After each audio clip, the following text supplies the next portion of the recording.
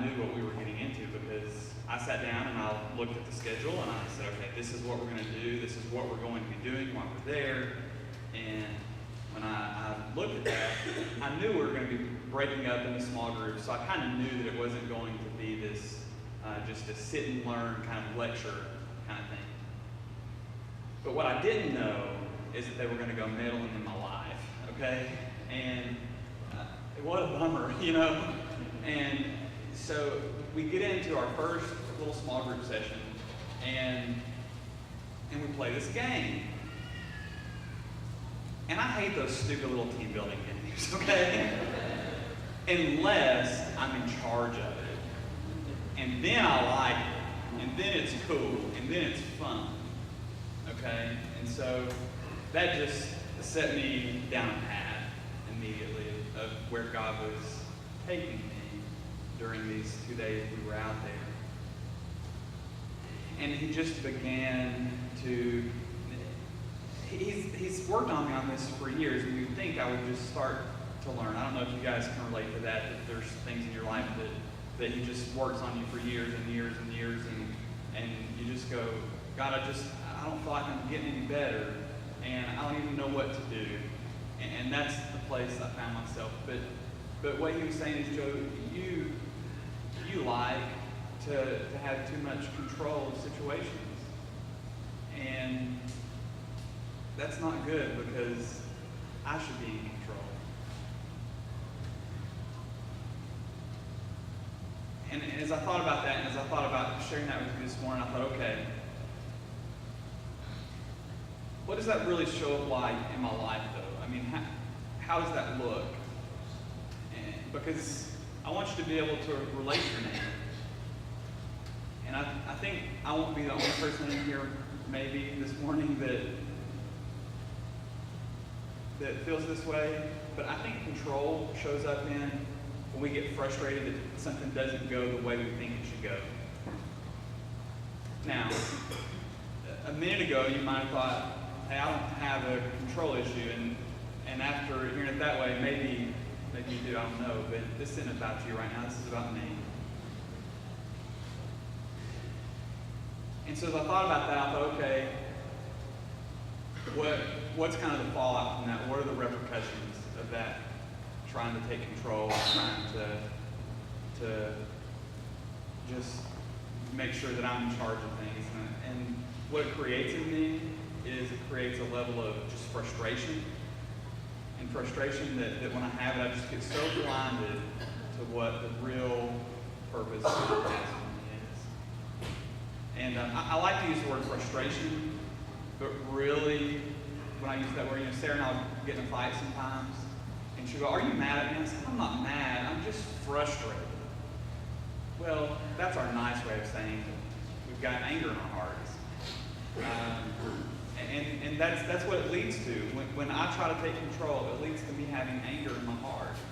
And it just controls me, and I get caught up and consumed by it, and I'm no good to anybody.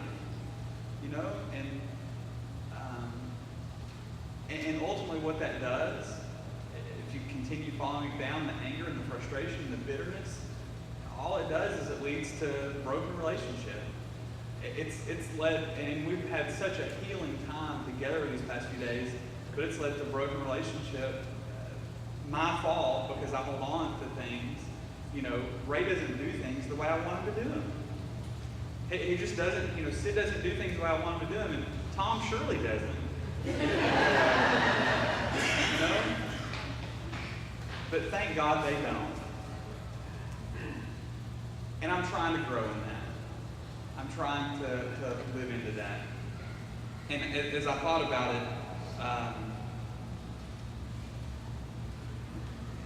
and God just kind of brought to me Proverbs 3, 5, and 6, and you guys know it. I'm going to read it from the Message. It says, trust God from the bottom of your heart. Don't try to figure out everything on your own. Listen for God's voice in everything you do, everywhere you go. He's the one that will keep you on track.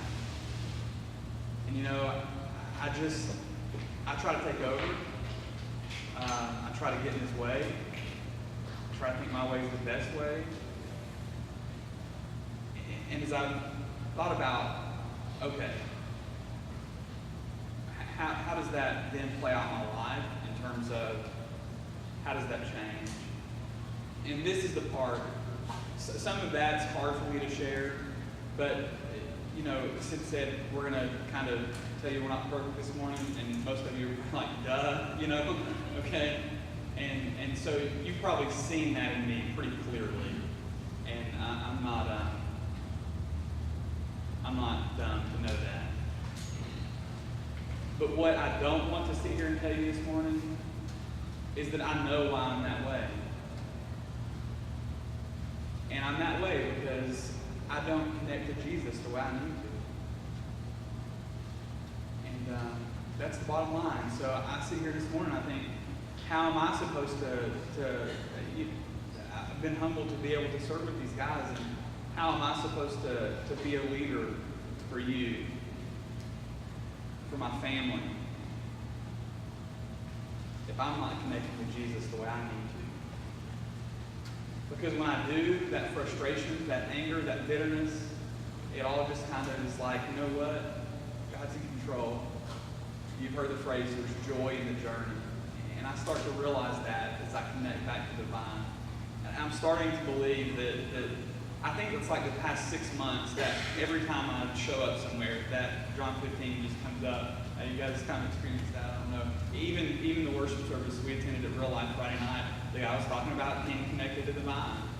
And maybe you won't hear it this morning because you won't hear it anymore because I'm finally starting to get it, and that was all for me, okay? Like God said, you need to hear this over and over again. And so I've just got to get back connected to the vine. And don't try to figure things out on my own. Just trust that God is taking care of it. And if I do that, I can be in a better relationship with you. I don't have to try to control you. I can just trust God that He's taking you on a journey too. So that's my struggle. That's where I've been this week. That's what God's been revealing to me. And as Sarah and I talked last night, there's 10 other things, but I only had 5 minutes and I took 8, so I won't share those this morning. Well, I've got at least 30 minutes worth of stuff here. I'm going to try to cram it in 5. But, as we went out there, we knew that we would be paired with a group from Montana. There were 4 people, 2 men and their wives from a small church in Montana. We didn't know what kind of church they were because there were all kinds of folks there. Baptist churches, Christian churches, community fellowships. I think one was a Methodist group. And we're into these folks from Montana, and they were 4 of the most beaten down, beat up people by church I believe I've ever seen. And come to find out, they're a Church of Christ Christian church group, and we immediately related to a lot. They had a heart for the Lord, but they were so closed off and hurt and afraid to share. And Tom and I talked about that probably at some point in our past we would have judged them pretty severely, and I think Tom maybe had a little of that there too, that none of that. And gee, if you only had it together like we do, you know, we could really fix you guys. And instead, God just gave us this tremendous compassion for these people, and we bonded with them tremendously and came to love them a great deal, and saw what amazing people were there.